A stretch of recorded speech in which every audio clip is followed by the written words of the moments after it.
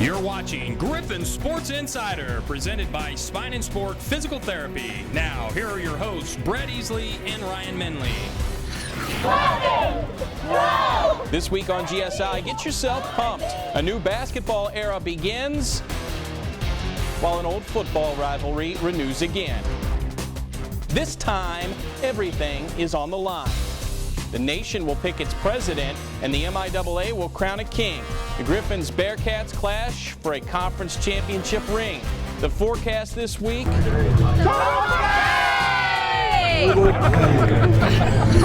Hello and welcome. Another chapter in Missouri Western Northwest story. This may be the biggest regular season game in the rivalry's history. You know what? They keep getting bigger every year. A little bit bigger every year, don't they? Both teams ranked in the top 10 of the nation, both 9-1. The winner takes the conference crown. Before we look ahead, we look back to see how the Griffons got to 9-1 with a 56-28 senior day beatdown of Washburn last Saturday.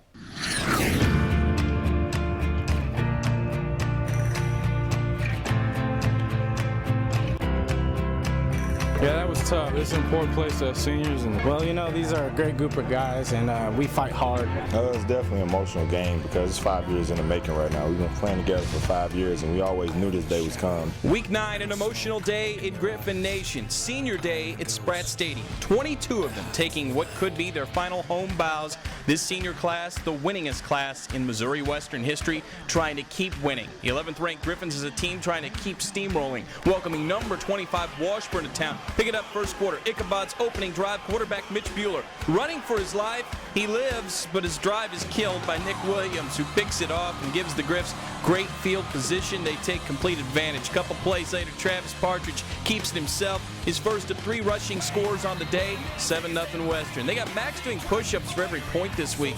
Probably wasn't a good idea in retrospect because Missouri Western putting up a lot of points this year. Still first quarter, Partridge hits Tyron Crockham over the middle. Crockham shifts into high gear, and they won't catch him. 45-yard score, 14-0 now. St. Louis Rams kicker Greg Zerline looking on, but the power of Legatron not needed in St. Joe. Mike Hill says thanks, we'll settle for touchdowns instead.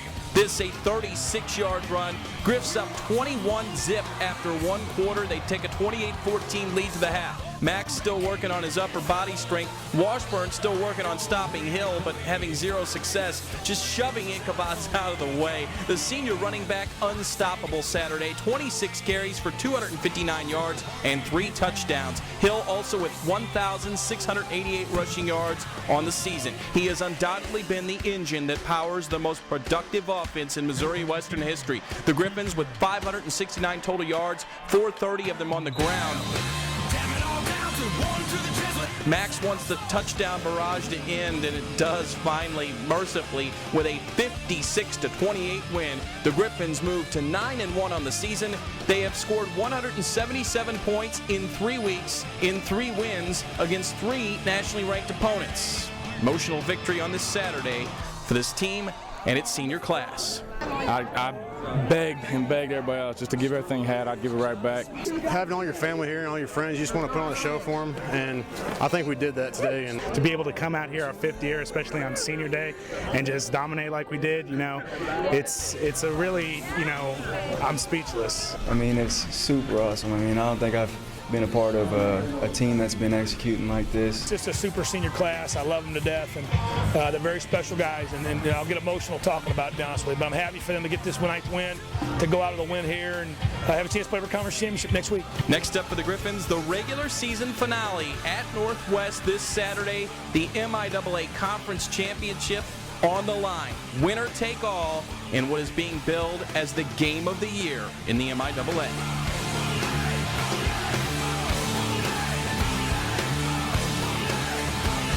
Joining us now, head coach Jerry Partridge. For this game, statistically, your quarterback has probably his worst game of the season on paper, completing just 9 of 19 passes for 151 yards, and you still manage 569 yards of total offense. It's unreal. We're running the ball very well. Our O-line's playing very well. Michael Hill's running the ball extremely well. Raphael Spencer, Dom Thomas, Travis Partridge are all running the ball effectively. The passing game it was probably the worst day we've had so far. I always talk about connecting the dots, and I think both end of that line of the dots, both dots weren't really functioning. We dropped some balls. We lose to Southern a month ago. Since then, we've played 3 ranked teams. We're 3-0. We've outscored them 176-70. 35 of those 70 points you've given up come in garbage time in the fourth quarter. Explain this run here. Explain that. Playing well. I mean, and I've said this over and over. I don't necessarily think that we weren't ready to play against Missouri Southern. I think we were ready to play. I think it's very disrespectful to, when you play and lose to a game, you say that you played poorly, and it's not respectful to the other team. But I think maybe there were some things that we just tightened up a little bit that made us a little better. I think one of the other thing that's happened is we've gotten a little healthier. I hope we keep playing the way we're playing on offense, because we'll be very difficult to beat. You seem like the guy that would have a crystal ball. I'm sure Jerry Partridge has a crystal ball. Assuming you do, and knowing you probably have it. Last August, would you have predicted you'd be playing your rival this week, final week for the outright conference championship? Yes. Probably. I mean, I felt like we were good enough, and I certainly thought they were good enough. So, but I thought, it was just hard to tell what was going to happen. It was just. We felt like we were good enough to be in this spot, and obviously, the road to the MIAA Championship really kind of goes through Maryville every year anyway, and certainly Pittsburgh revived their program back last year. Yeah, a little bit. All they did was win the national championship, and all you and Northwest did was beat them. Yeah. We talked, 3-4 weeks ago, this could be a 4-way tie, 5-way tie, who knows? You surprised it's down to just 2 teams that now have a chance? It's going to be an outright championship? A little bit of a shot. I mean, I think they've probably looked back and said, man, we should have lost Central Missouri, and certainly we're saying we shouldn't have lost 4 weeks ago. So I think both of us probably sitting there thinking, hey, we should be 10-0 playing for a number 1 seed and number 3 seed, but that's not what the case is now. And so, but this is what you want to have. You want to have a chance to win a conference championship in the last week of the year. Yeah, this is what you play for. This is what you hope for. And to do it, you got to beat your biggest rival. And we'll talk more about Northwest Missouri State when we come back.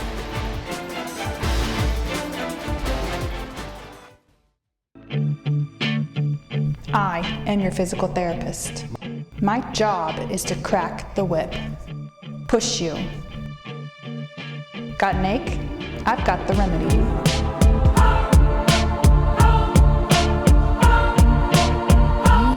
Muscles weak? I'll make you strong. Whatever it is, I will get you better. I'm Nikki Hilgenberg, and this is Spine and Sport.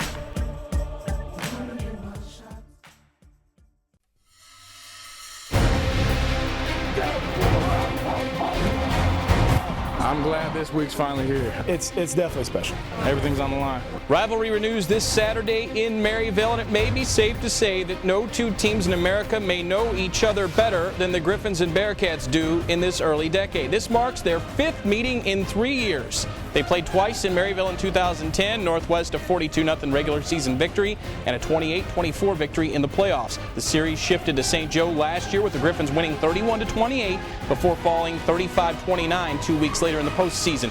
Emotions always run high when these 2 teams and 2 towns get together. Even band directors seem to have no fear. Such is the strange, unique mixture of nasty and beauty in this rivalry of proximity. The stakes this Saturday have never been higher. For the first time in the series history, it's winner take all. The MIAA Conference Championship on the line. It's epic is what it is. It's going to be something else next week. Oh yeah, you can't ask for anything better. You're playing your rival school at their house for the straight up conference championship. Last game of the season, it doesn't get any better than this. I wouldn't ask for it any other way. Hopefully everything carries over for the past 3 weeks that we've been doing. Hope nothing changed. We're going to take it like it's the next step. It'd be fun next week.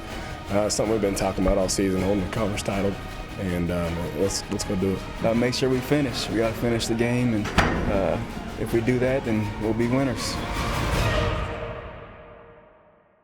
Welcome back, joined by Jerry Partridge. Last 3 meetings between these 2 teams decided by a combined 13 points. A very intriguing matchup besides what's on the line in the MIAA, isn't it? They're good, and I think right now we're good, and I think we're starting to learn each other quite a bit. I think there's not a whole lot that's going to be, there's going to be little wrinkles that are a little bit of a surprise, but for the most part, we know kind of what we're facing, and they know what they're facing, and the emotion of it is high. The beauty of it a little bit right now, and I'm bragging on both programs, is it hasn't spilled over to stuff on the field. You don't see a lot of chippiness. I think everybody just plays, and you don't see all the extra stuff that occurs sometimes in these type of rivalries. Well, when you look at them, they lost the game early this year, and I think folks thought, well, golly, this is the year Northwest takes a step back by their standards. But tell you what, right away, they pick it back up. They're scoring a lot of points, and they're not giving up a lot of points. When you look at this defense, what makes them so good defensively? They're fast. They run really well. They're not real big, but their linebackers are very athletic. I think their safeties are really heading in the right spot a lot. They don't make they used to kind of make some mistakes where they give some things up in the passing game at times. Not really as much this time. And the corners are incredibly athletic. The twin brothers.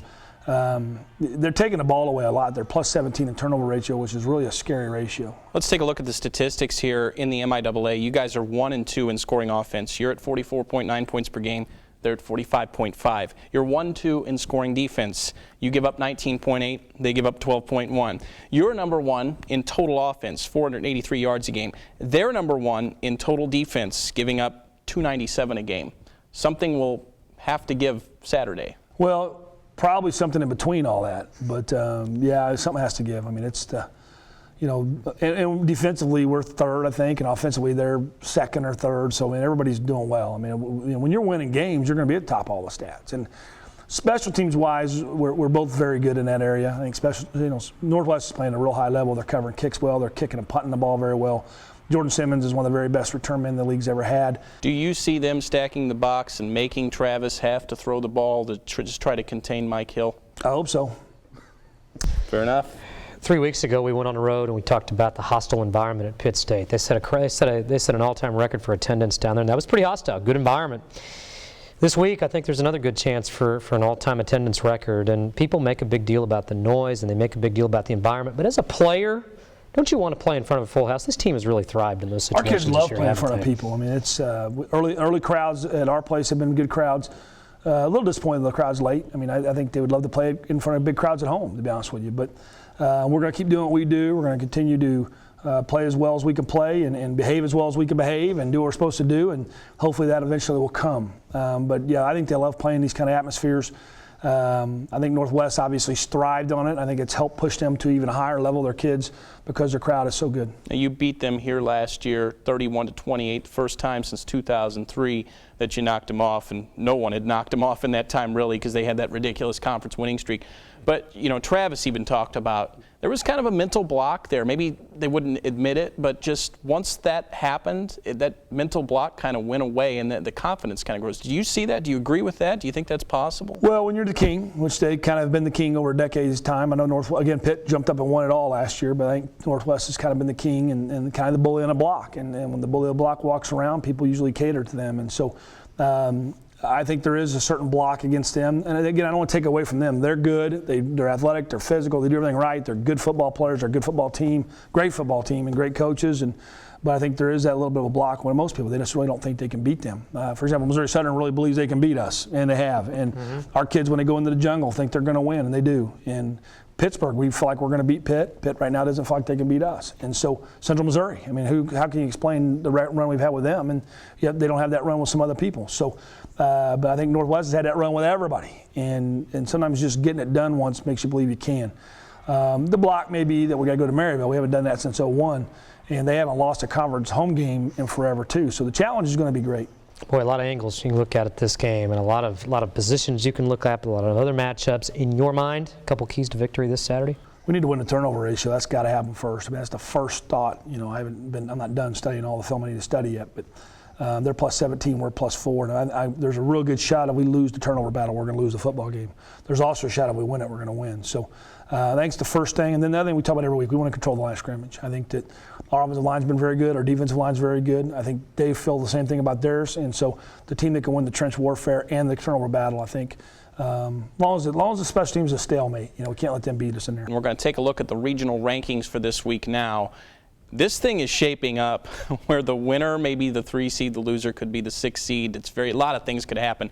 We could be talking about the first of a 2-week stretch against Northwest Missouri. It could happen. I would hope not. We'll do what we got to do. If we're in, we're in. It'd be awesome if we're in, and it doesn't matter at that point. But I think the strength of schedules of both teams, again, adding what we're adding this week to both of us, we're both at a 9-1, is going to help us a lot. And I think potentially the winner could sneak into a 2 seed. I think the loser could be as high as 5.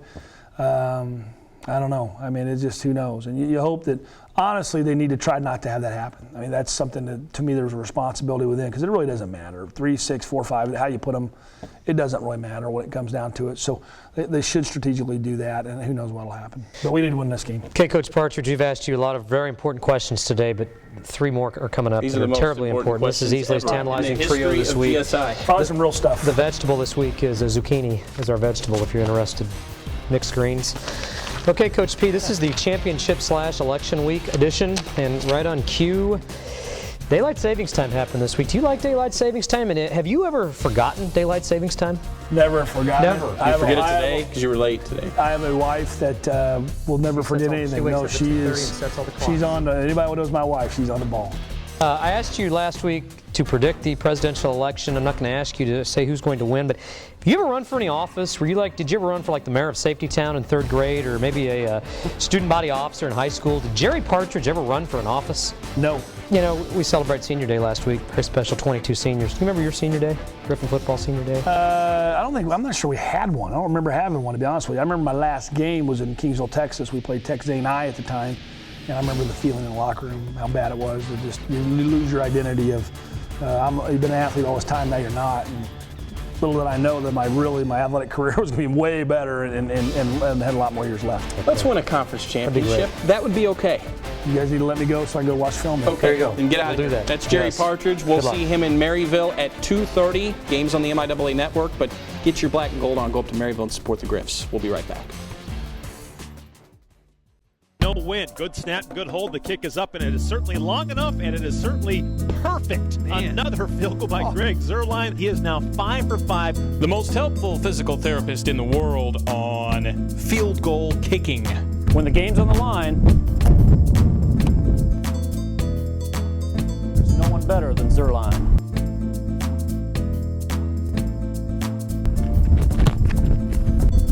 Train like the pros, my friends. The most helpful physical therapist in the world on neck pain. I can fix it. Spine and Sport. Stay healthy, my friends.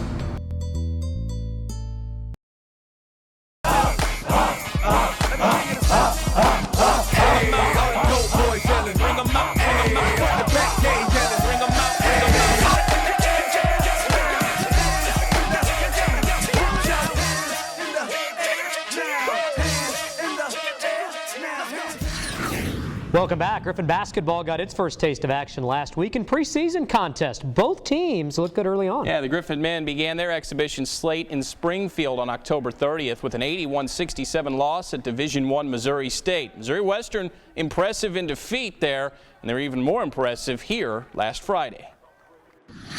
Hey, wake up. It's basketball season. Griffon men at home, an exhibition play against Livin' the Dream featuring former Griffons Levante Douglas and TJ Johnson trying to upset their former team. Not going to happen. This was a back and forth first half, though. Griffin's down 1, but here they come. Reed Mells, backdoor cut, hoop, harm, 3-point play. Western up 48-43 at halftime. If the object of this game was to stack pizza boxes for every point scored, this kid may still be here a month from now. Griffins absolutely turn it on in the second half. But Darius Fulton, 3-ball, got it. He had 18 points on 7 of 10 shooting. Then Janan Merkalovic shows off the inside touch. 13 points, 7 boards for the Bosnia native. Griffs by 9. Everything falling from here. Dylan France, backdoor cut of his own, 3-point play of his own. Griffs in the midst of a monster 39-5 run. Al Freeman Flowers, big part of it, going inside and outside. He had a game-high 22 points off the bench. Griffins get 5 players in double figures, shoot 52% from the floor, and they run away with a 112-73 victory. The men tip off the regular season on November 13th at home against Sterling College. The Griffon women, meanwhile, open the season this weekend. A Friday night game at Division I UMKC and back home Saturday night for a date with Division II power Metro State. The new-look Griffins made their exhibition debut last Friday night against Livin' the Dream. The Rob Edmondson era begins for the Griffon women. Exhibition opener against Living the Dream. They get younger every year for that team. New look Griffins trying to run their opponents out of the gym, doing a good job early. On the break, Lanisha Lawrence, great give to Bear Bell. Bell, 6 points, 11 boards, 2 steals on the night. Later, more great transition. Bell to Heather Howard. Team high 17 points, 10 rebounds from the Oklahoma State transfer. Also, halftime floor mopping tips from the athletic director. That's good stuff. Griff's trying to mop the floor with Living the Dream in the second half. Jaquita Devers on the run, hits Tiffany Abrams. Western by 8 at this point, but Living the Dream would come charging back. Dayon Hall-Jones becoming an absolute nightmare for Western, absolutely on fire. She had 39 points and would cut the Griffin lead to 1 with under 5 to play. Coach Edmondson takes pride in defense, obviously not so pleased, but his team would respond. Lawrence to Brittany Griswold, spin move and in, and you can kiss this game goodbye. Living the Dream's comeback hopes, just that, a dream, as Western survives with a 79-74 victory. Griffins had 5 players in double figures. They forced 25 turnovers, but turned it over 21 times themselves. This almost brand new team showing flashes of brilliance on this night, but the new head coach not overly pleased with Friday's performance. I was disappointed overall in terms of how we weren't consistent in some of the things we did. It wasn't pretty. We know that we can do better. It bothers me because I want people to go home and go, yeah, they're going to be better. I don't think we did that tonight, so we got to get better. Got to get better.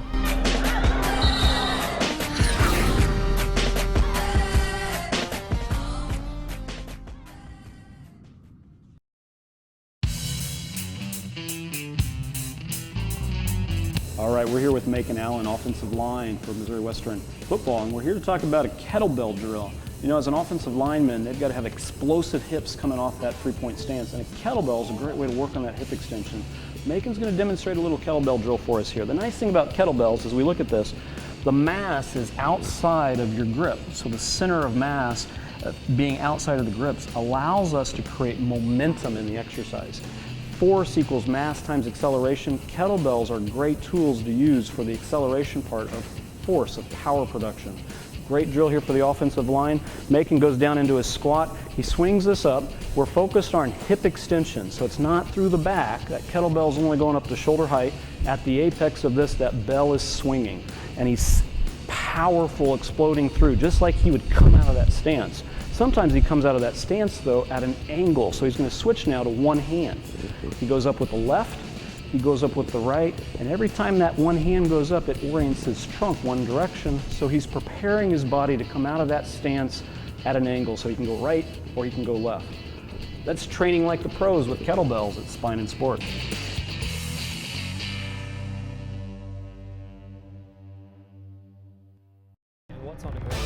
We crowned our final regular season Tailgate of the Week winner for 2012 last week. The Missouri Western Football Alumni Tailgate Party earned the honors. They had a lot of stuff to eat there. It was a lot of fun, and that's also where we got Big Bo's big prediction. Drum roll, please. Stick 'em, ha ha ha, stick 'em. Stick 'em, ha ha ha, stick 'em. Gonna put the beat. Though the calendar says November, it's almost time for the postseason, and it's Griffons and Northwest Missouri State. You're on a roll. What do you think this week? I can see there's only one way to go with this game. We don't like green down here. I see nothing but a big win this week. Big win this week? I mean, do you have a prediction, or do you have anything behind that? Why? I see 93 Griffins, 14 for the Bearcats. The Bearcats are going down. And you've broken this down. What's your reasoning? 93 to 14?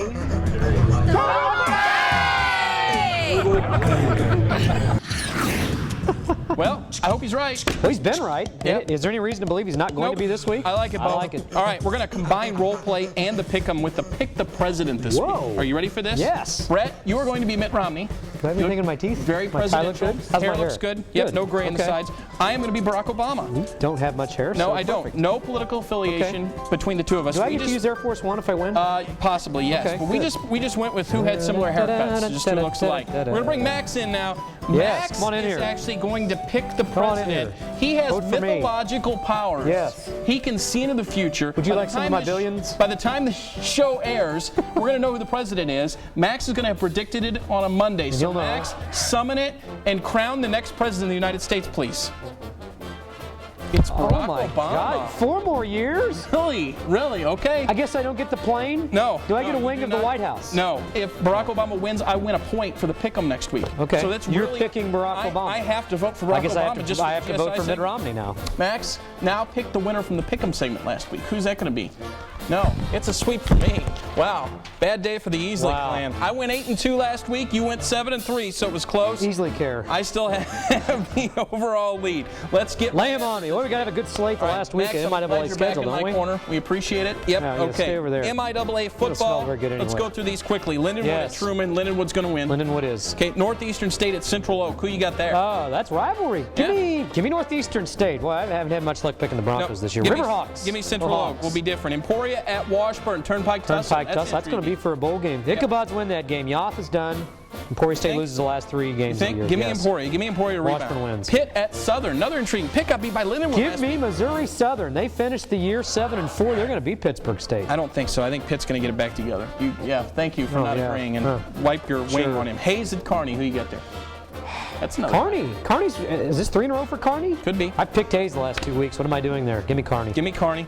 Big 12, KU at Texas Tech. KU is not going to win. Yeah, 101-3. Number 2, K-State at TCU. K-State. Is there a line if Dylan Klein plays or doesn't play? K-State finds a way. Bill and the Sandsies, they get that done. SEC, 4-5 Mizzou at 4-5 Tennessee. Give me the Tigers. Tennessee can't stop anybody. Mizzou will score. Well, will they? They're going to win this week. Mizzou turns it over 27 times and loses by 4. Northwest Western at 2:30 on the MIAA network. No. We're not going to do the Chiefs. Sorry. Forget the Chiefs. We're going to go to the big game of the week, the real game in Missouri. Northwest and Western at 2:30 on the MIAA network. Let's see you in Maryville. Let's get a conference. Max, who you got there? Of course. Amen to that. Yeah, you'd Let's be hoist fired that if you trophy. picked a different one. So that's GSI for this week. As always, ladies and gentlemen, go Griffs. Go Griffs.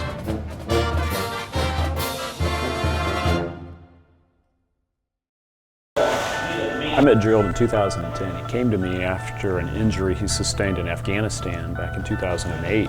And he described to me as he was in his Humvee and got blown up by a roadside bomb, and that he broke his back, he broke his hip, separated his shoulder. Working with a Special Forces soldier, to think about the demands that he's got to go through.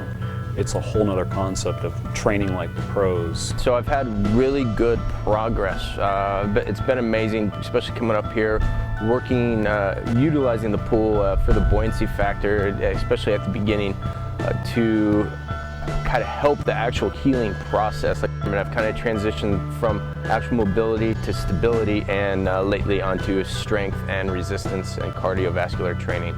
And it took him 2 years and multiple surgeries. But it was fun to see him go from broken to back in the Special Forces doing what he does best, and that's serving the country. And he was a great inspiration to all of us to see him go through that transformation.